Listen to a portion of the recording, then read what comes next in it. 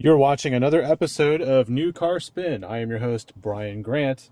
I'm an accredited automotive journalist with Texas Auto Writers Association and Texas Motor Press Association. I've been invited to the Motor Press Guild. I haven't joined that yet, but I might. I am inside the 2019 Jeep Grand Cherokee Summit, and as you can tell, this interior is remarkable. I do want to give you sort of a background story, though, because I am a child of the 80s. I was actually 5 years old in 1984 when the Jeep Cherokee came out. And that is sort of like the genesis of what, or I believe, is the genesis of the Grand Cherokee. So the XJ, the XJ is the Cherokee from 1984, went all the way up until, I believe, 1991. In the 80s, though, you got to remember things were a lot different, and I was a kid, so I saw crazy things. Palmer Girls, Sir Mix-a-Lot. Like, there was some cool stuff out there. Beastie Boys are on the scene. Like, there's things were all over the place, and it was awesome. And then in LA, where I grew up, we had K-Rock, so we had 106.7. It was just fun, good times. They'd play, like, In Excess, and just, you'd hear all sorts of cool music, and times were good.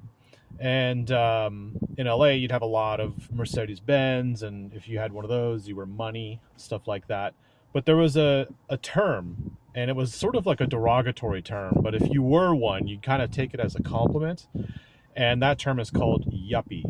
And in the 1980s, the yuppie mobile, the true yuppie cars, were any BMW, new BMW, and of course, a Jeep Cherokee. For some reason, yuppies drove Jeep Cherokees. And what is a yuppie? I think the best way to describe yuppie is young, urban professional. Let's just call them urban achievers at this point. And, they were all fancy, new money kind of thing.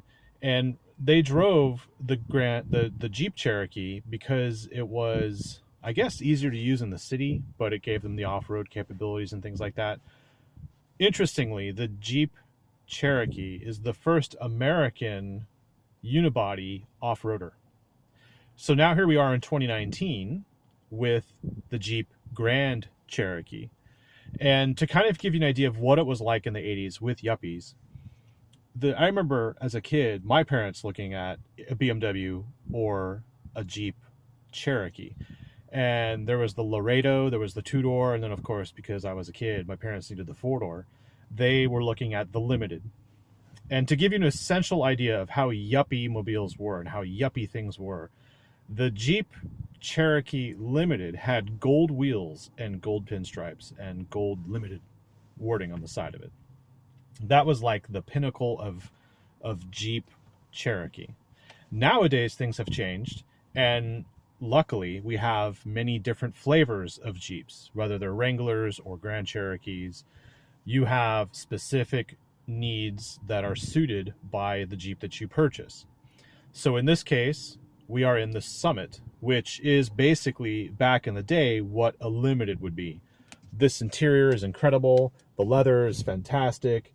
And I can get you a breakdown on all the technical terms. I think if you're new to my channel, the way it works is this.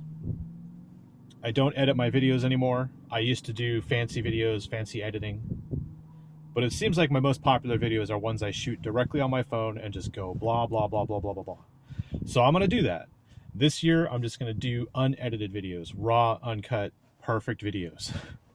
And I appreciate your support and your patronage. So please like my videos, please leave a comment, please subscribe, tell your friends, because I just hit 10,000 and I want to thank you all very much for that.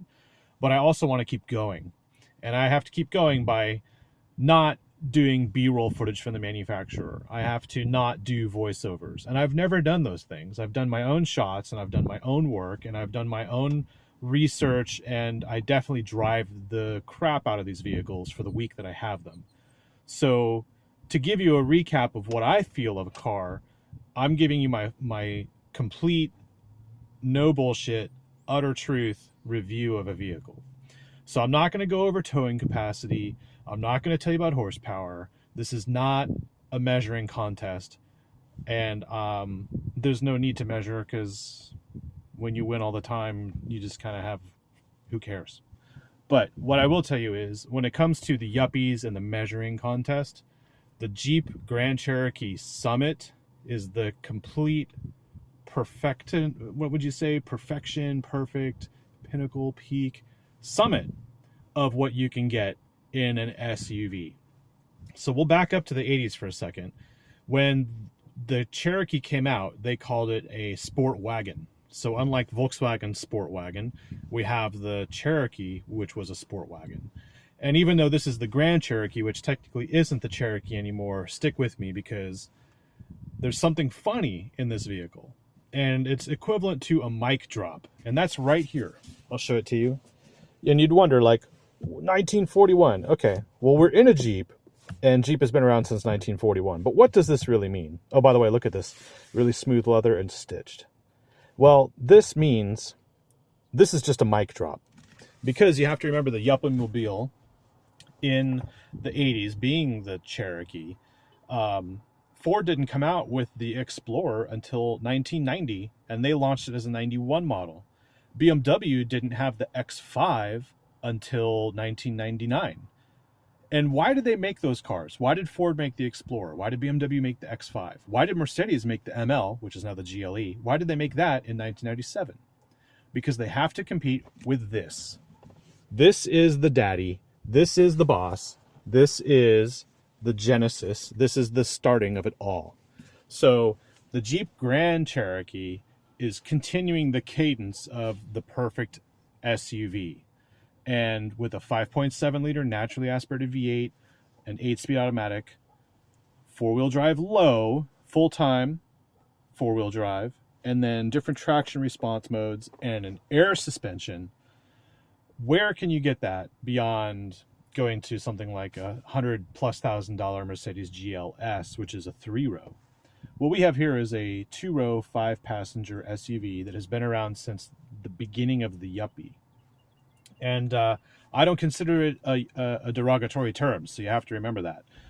If you're a narcissist, being called a Yuppie is kind of like an achievement. It's an accomplishment. It's not derogatory at all. It's like a status symbol. And keep in mind that there's more than one type of Jeep Grand Cherokee. So we have the Limited. There is, I think the Laredo is still around. But then we have, I usually go straight to the top. So we have the Trackhawk, which is a 707 horsepower supercharged 6.2 liter V8, mainly for the track. It doesn't even have an air suspension. It has electronic dampers. Next below that, you have the SRT, which is the daddy of SUVs. It is louder than this one. It has a 6.4 liter naturally aspirated V8. Drinks a lot of gas, but it's a lot of fun. And it's basically the next level up from this. So this is the most luxurious of all the Jeeps that you can get. So you have track focused, you have performance oriented. This is luxury. This does everything. It's fully capable. They say Jeeps are capable. This is capable. You can take this out on the trails. You can arrive at the trail in a Summit. You can lift the air suspension into off-road 2 mode. You can go blitz some trails, and then you can come back to downtown. Right here, we're in Dallas. And then you can go to the Symphony. And, you can get it all done in one vehicle. You don't have to do much. You just lower the suspension. Actually, it'll do that on its own when you park it. Anyway, let's talk about the Jeep. It's a little breezy outside, and I'm not editing these videos, so this is kind of the difficulty of this job. I'll show you the vehicle, I'll walk around it, I'll explain a few things, but because of the wind, the mic might get all screwy, so I can't fix that in post because there's no post. I edit. Nope, I don't edit. I just shoot and I upload it. So this is as close to live as you can get. If I shot it live, like I've done a couple times, it looks like I'm filming from a potato, but I'm not shooting from a potato. What do I want to tell you about this Jeep other than the fact that it's perfect? Well, let me just walk around it.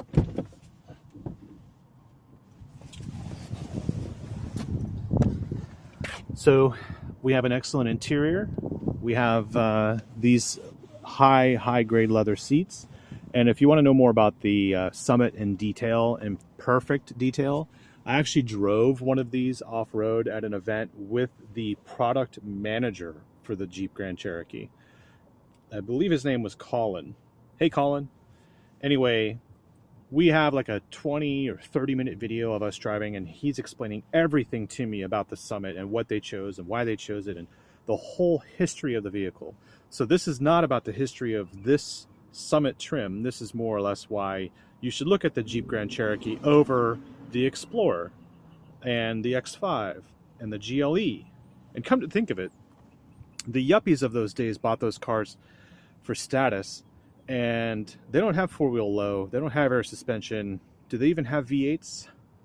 So who's the yuppie now? Anyway,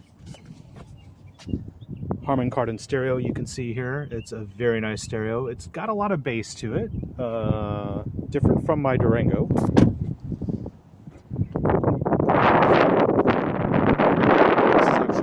Suspension. So I have it on an automatic setting, which will show you those suspension settings when we start the vehicle. So you can see it has a little radar sensor there for the radar cruise and the automatic collision warning. We have our sunroof with rails.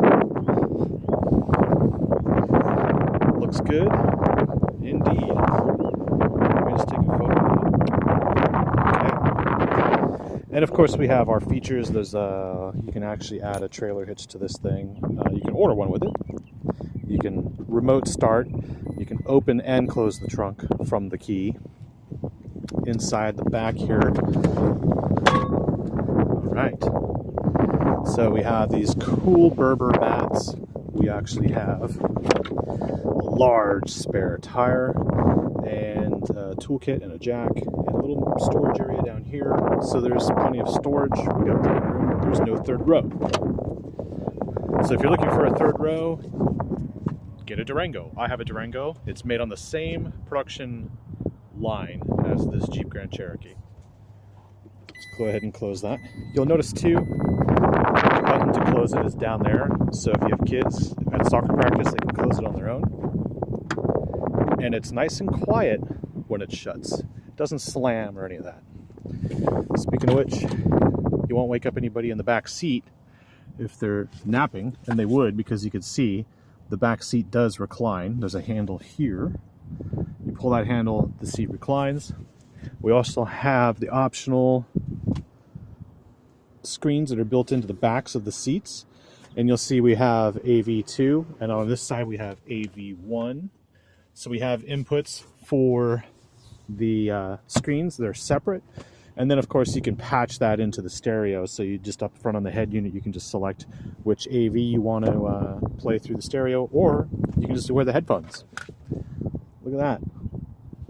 So this is all part of the Uconnect System, which is an award-winning system from Fiat Chrysler. And I can't say enough about it. It's awesome. Everything it does is perfect, and it's all integrated. It's like having your own mainframe computer that does all the features of the vehicle. It's cool. I'll show that to you as well. But we also have USB ports and alternating current charging point. We have heated seats and a panoramic sunroof. So in the Durango, we would actually have a third row back there. It would be longer than this. And we would have rear AC controls up here, but it wouldn't have a panel roof. It would have a regular sunroof. So if you're looking for something larger, look at the Durango. It actually has the same engine. I highly approve. I own one. All right, let's get to the front.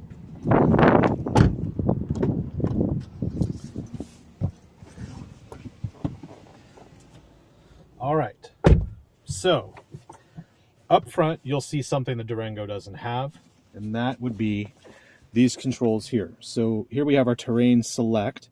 I can keep it in auto, and it will automatically choose the mode that we need to be in as we get into certain situations. Obviously, we have hill descent, so this will control the speed as we go downhill. And the fun thing is, and you may have not known this, to control the speed, you pull on this paddle to go slower, and you pull on this paddle to go faster. That's when this is engaged. If this isn't engaged and you're just driving along in normal drive mode, then this is a normal paddle shifter to change your gears, downshift, upshift. Something else that's nice, we have a traditional gear shift lever. So unlike the fancy schmancy BMW or the Volvo XC90, which has the electronic little handle thing and the button on it, this is real. This is the real deal. And I can't say enough about that. There is one little issue, and that is this panel. This hides the other USB ports in here. And if you're charging something that doesn't fit in there, you can't have the cable out and keep this door closed. This happens to me all the time in every vehicle. So I wish there was a little way to get more, to get more clearance. We also have this button here, which is Park Assist. So this will actually help us park in a parking spot, which is really cool. And we have our traditional parking sensors, which if you're backing up now, you have warnings that show up in your blind spot warning, the little triangle there. So if you're trying to back up and you can't see anything coming from that direction, right, or the direction of that space, the car will actually automatically brake if you don't brake for the traffic or obstacles. My Durango does that too, but in the Jeep Grand Cherokee, I believe that's now standard for 2019. Don't quote me on that. I could probably tell you if I showed you the window sticker. So there we go. Let's see, Jeep Grand Cherokee Summit. This is the 4x4, obviously. $54,000 base price. This is granite crystal metallic, interesting color. I prefer white. Laguna leather, I would recommend that. It smells great. This one tops out at $67,720. Now we have the Hemi V8, and then we have the leather interior package, which is the Laguna leather and then the lower panels. And you'll also notice the leather is on the dash. So we have nice stitching on the dash. It's all over. And it's even here on the steering wheel. It's just everywhere. It's incredible. It's incredible. And I can't say enough about this vehicle because it just does everything so well. All right, we have the dual screen option, which I showed you. And then we have 20-inch platinum and aluminum wheels and some trim pieces. And overall, it looks good. And that price puts it right in the mark with its wannabe competitors, the X5 and the GLE and the Volvo XC90, actually. And if you own any of those, this is not a knock on you. I know some of my friends have an XC90, they have an X5. That's okay. But the Mac Daddy, real, original, old school mic drop is this thing. Let's start this thing up.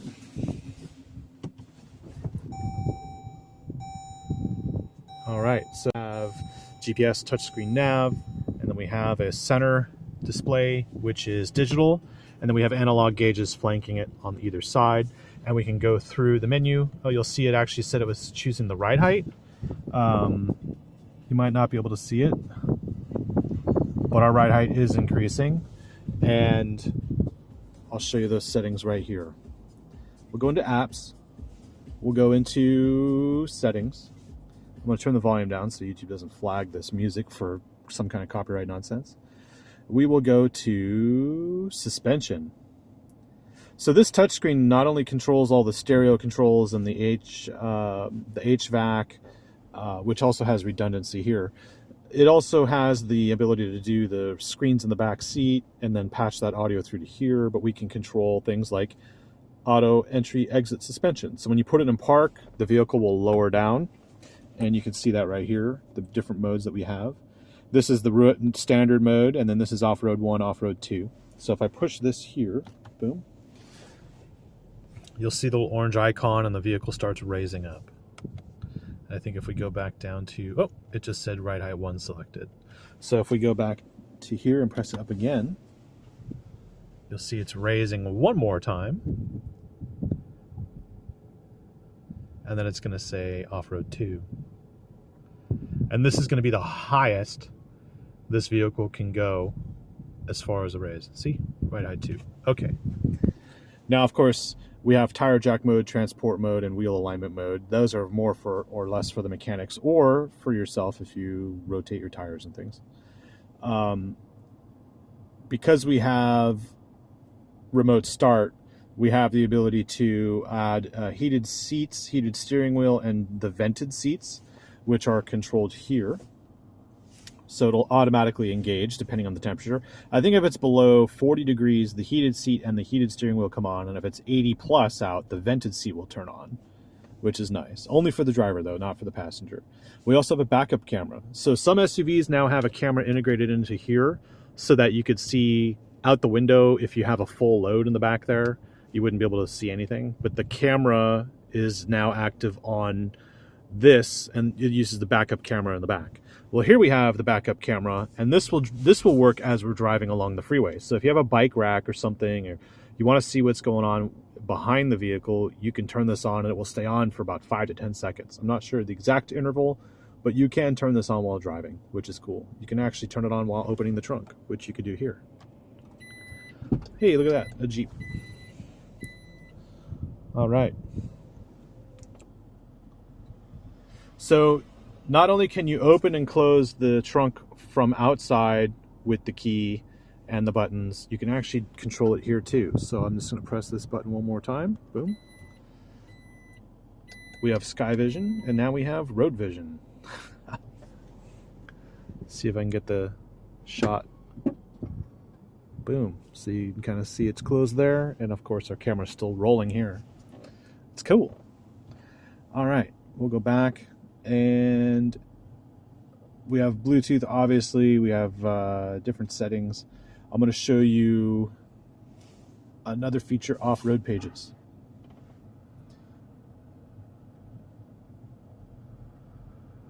Once it loads, it's going to load specific things for the off-road aspects. Yeah, you wouldn't understand. Okay, so we can see our vehicle dynamics, so we can see our steering angle. As I turn the wheel, you can see it changes, and then it tells us which position the transfer case is in and the rear differential itself. Then we have our suspension. Suspension. You can see we're in off-road 2, and it will also show you the articulation of these wheels. We have pitch and roll, so we're relatively level here. This 1% is not bad. We're dipping down a little bit. I guess that's useful if you're going to check your oil. You know when the car is level. Here we have all our gauges. Now these gauges are the gauges that we can actually pull up here too. So if we get to the one where we had the tire pressure, of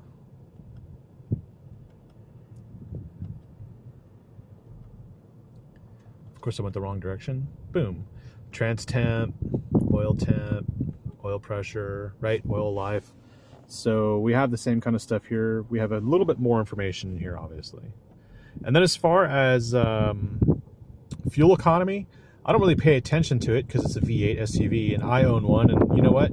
If you're a true urban driver, you don't really drive this much. I've done 191 miles in this thing and average 14.9, which let's just see. Is that about right? Yeah, 14 city. So I'm doing okay with the fuel economy aspect. And you got to keep in mind, when I drive press vehicles, I don't baby them. I don't pussyfoot on them. I just basically drive them. And I get my week's worth of fuel out of them. And I do what I need to get done. And by the time I'm done, like today's Sunday, so I've had this car for 7 days, 6 or 7, depending on how you look at it.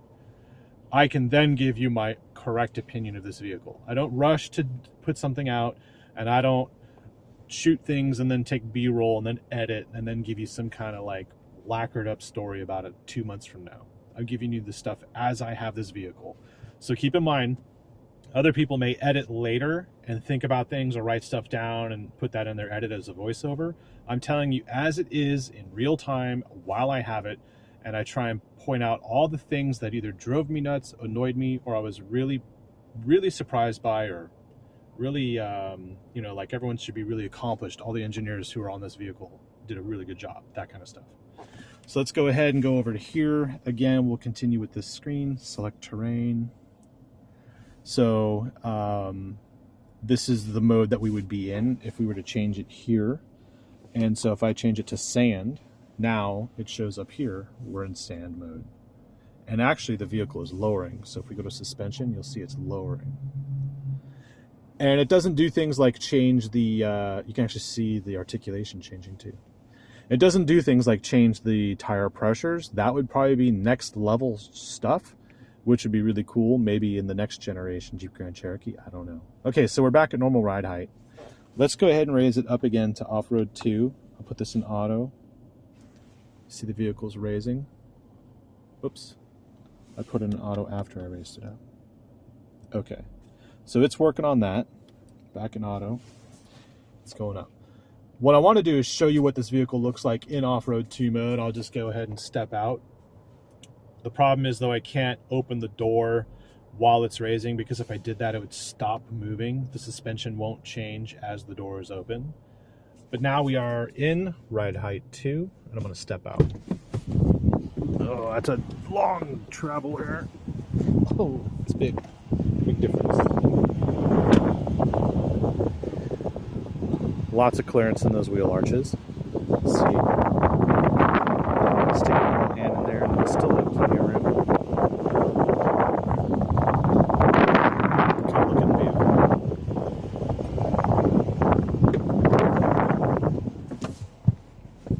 Oh yeah, one more thing. I have electronic tilt and telescoping steering wheel. And I do have a jacket. Okay, there we go. I do have memory seats right here, which are only usable. You can only recall 1 or 2 when you are in park, by the way, which is kind of annoying, but that's an FCA thing. All right, what I'm going to do is take it for a little spin. Oh yeah, I want to show you why, because it's really quiet and really fast and amazing. So we have here dual glazed windows. It's 2 pieces of glass sandwiched together, and that reduces a lot of the road noise coming off of turbulence from the mirror, things hitting like if there's a car in front of you on the freeway in the next lane over, the turbulence from that. You're not going to hear any wind noise, or most of the traffic you're not going to hear along this glass. All right, getting a seatbelt on with one hand is always fun. And I'm wearing a jacket, so it's even better. Okay. So we are in off-road 2, and we're just going to start driving along. Whether you're in off-road 2, off-road 1, or park mode, the suspension will always automatically adjust itself based on your speed. So you can't go 80 miles an hour in off-road 2. It's going to lower itself down. There is actually, you'll see 4 modes here. This is park, standard, off-road 1, off-road 2. There's actually another mode, and it's called Aero. And Aero will actually lower the vehicle at highway speeds, not to the park level, but between normal and park, to increase fuel economy and lower your center of gravity to give you more stability. It also, weirdly, this suspension only adjusts height, but I feel like when it gets into Aero and park mode, it's a lot stiffer because there's less travel, less suspension travel, less room for everything. So it is a sportier ride, but it's not necessarily a sport mode. Although we do have a sport button. So if I haven't confused you yet, I'm doing my job. Here we have our radar cruise controls, and then we have our cruise. So you can choose between which cruise type you want, which is great because I use this in the city all the time. And then I use this on the open road because I don't necessarily need to pace vehicles that are miles ahead. Okay, so all we do is put in reverse. We get our backup camera, and there's no oncoming traffic, which I wish we had, so I can kind of like show you how that works as far as the auto braking.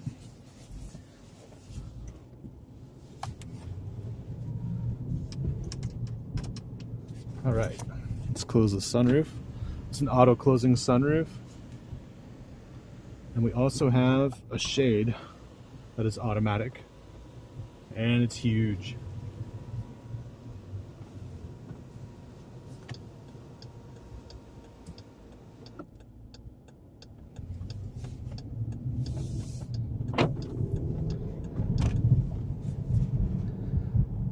Okay, so right away the vehicle is lowering and we're going 30 miles an hour. Actually, a little less than that now.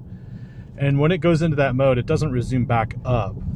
it just stays where it was last. So it's not going to memorize that function every single time. Of course, you're not going to go over 30 miles an hour when you're actually off-roading.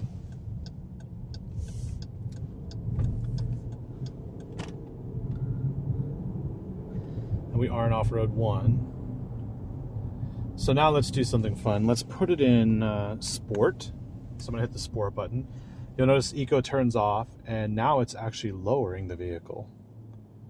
You'll see in the right corner here it's lowering, and in the left corner here there's the icon, and then it's going to give me the message that it's been lowered.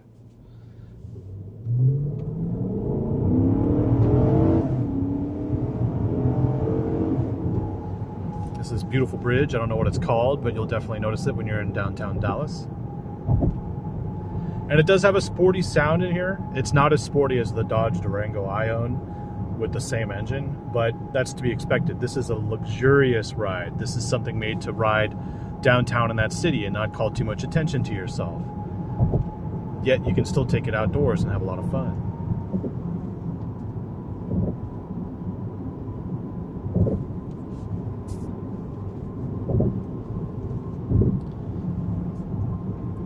So it's 60 miles an hour. It's rarely a loud event in here. It's pretty luxurious. It is the quietest Jeep they make, as far as I'm concerned. That is my opinion.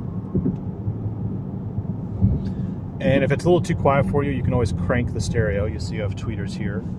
And we have plenty of speakers around this vehicle. And it definitely pumps out some fantastic tunes. But because of YouTube and the way they flag music, I can't do much. The musical mafia would come after me. And then I couldn't monetize my videos, and then I couldn't bring really cool content to you guys. Anyway, this is downtown Dallas. It's beautiful today. That's the Perot Natural History Museum, which is cool. And over there's the aquarium. We just passed it. And then there's a park above the freeway, which is where we're going under. But as you can tell, just driving this Jeep around, it's usually loud in this tunnel too. You'll see how quiet it is. I'll roll down the window at some point. Okay, ready? Window down. Window up. And if you don't like driving through the stop-and-go traffic on your own, you can always turn on the radar cruise, and then you just set it, and then we're going to hold this till it goes up to, like, I don't know, let's go up to 70. So you see down there the speed we have it set to. And then it's going to pace the vehicles in front. It'll automatically accelerate, it'll brake, it'll come to a complete stop. So if you're in that side of the freeway, you don't really have to do much work. This thing is going to do it for you. And of course, a lot of the new cars do that. It just depends on which car, which trim, and how much you spend. But the Summit already has that. It's standard.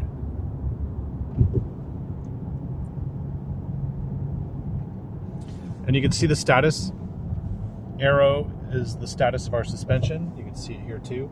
And as we drive along, you can see how it reacts with the articulation of the suspension. It's cool. We also have, it's braking on its own here. We have lane departure too. Whoa, complete stop, and it's doing it on its own.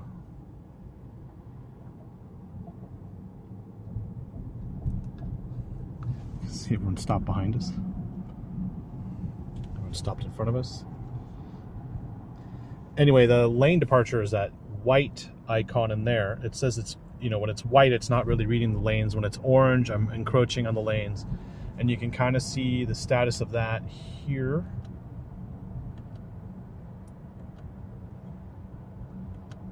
Of course, I went the wrong direction. Okay, so we have gray lines which show that it doesn't see the lane markings, or it's not recognizing them yet. And then we see the vehicle in front of us.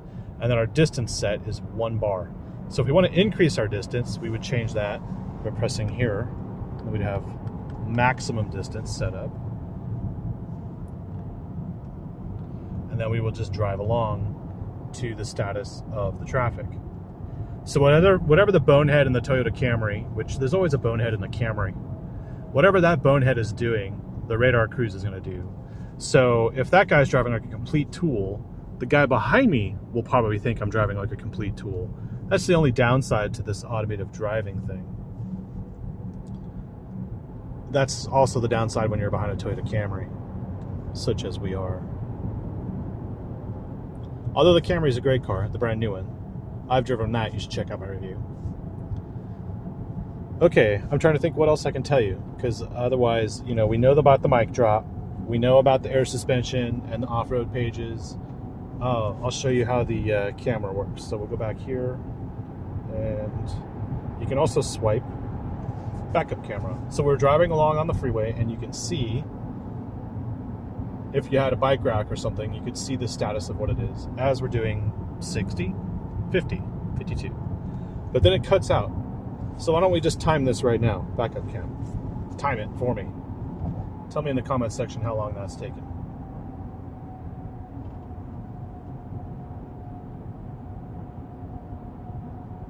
All right. And we're still moving along.